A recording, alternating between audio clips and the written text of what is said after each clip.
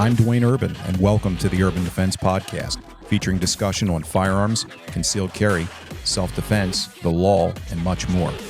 Designed to inform, educate, increase your survival in a critical incident.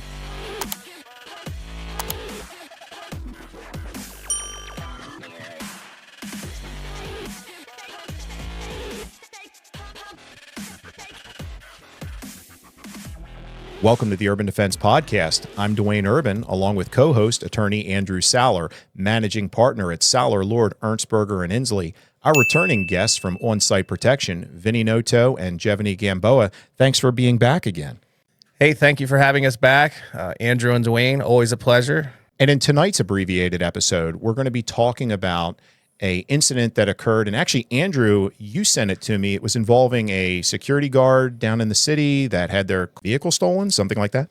Absolutely. Everything we talk about on this podcast, you should be applying to your real life situations. And here is something that unfortunately happened in the great city of Baltimore.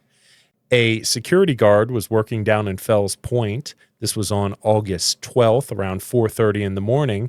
And she was in her Chevy Tahoe when approximately two sedans pulled up, boxed her in. Two gentlemen with shotguns got out and decided they needed her Tahoe more than she did. Of course, unfortunately, her Tahoe was taken from her. In addition to her Tahoe going, they also took her firearm, which was secured in the Tahoe. So now she's out a Tahoe, and there's an extra firearm on the streets of our city.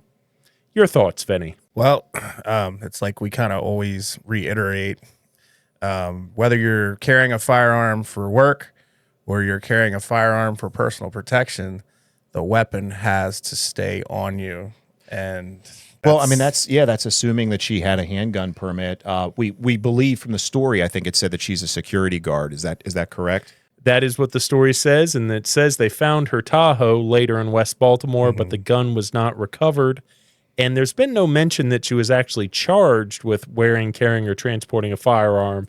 So that would lead me to believe, at least right now, to assume that she had a lawful carry permit. Yeah, she was most likely probably an armed security guard. But a lot of people, when they sit in a vehicle, they complain that they can't comfortably wear their firearm because whatever reason, the way maybe it's the way they're physically built. Or, but a lot of people ask me, how do you carry your gun when you drive? And I say, well, I sit in the seat.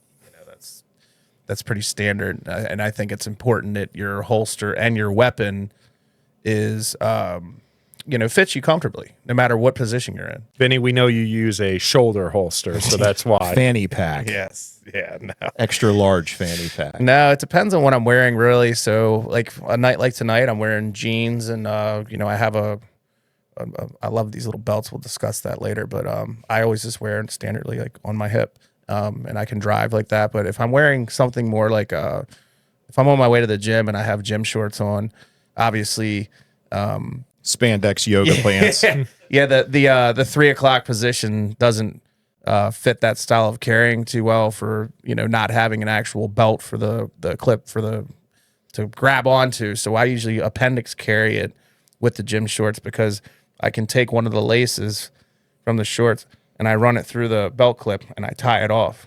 So it actually holds the belt clip if I need to. Is it like those shorts that Borat wore? Yeah, they're the V-shaped. Yeah. Producer Jimmy, can you bring those up on the screen, please, so we can put put that on the screen? I call them my come and get me's. Yes, I'm sure. But the Borat bodysuit on the screen, I believe that's what it's called. That's probably what we'll see if that's what Vinny actually wears to the gym or not. It's a beautiful. Oh, yeah, that's close. That's close, not quite. I tell you what. Actually, you know what? There you go. But honestly, you're going to have to carry a 22 with that. You would never expect to get shot by a guy wearing that. No. In fact, you should wear that under your clothes so that if you ever get robbed, you rip them off like Party Boy, and these people will be just amazed and they'll run away. Chase after him. Yeah, just run right after him. Yeah. So she had her gun, whether she had a permit or not. We're assuming she had a permit. I'm curious as to the fact maybe she didn't have a permit and she was an unarmed security guard, but because of the nature of the fact she was working in the city, she had brought the gun, locked it up. I don't think it really explained how it was secured in the vehicle, but really we don't know. But to your point, and as we've discussed before, and we'll certainly discuss again, and as Andrew brought up, these are important things to remember. The gun should be on you. Yep. If you have the gun and it's not on you, it's of no use to you. And if you're unarmed. Yeah, if you think that you're going to, in a critical incident, in those milliseconds that you have, be able to defeat whatever type of locking device or whatever that you have it in, you're sorely mistaken. Well, yeah, I mean, I think there was a lot of mistakes made.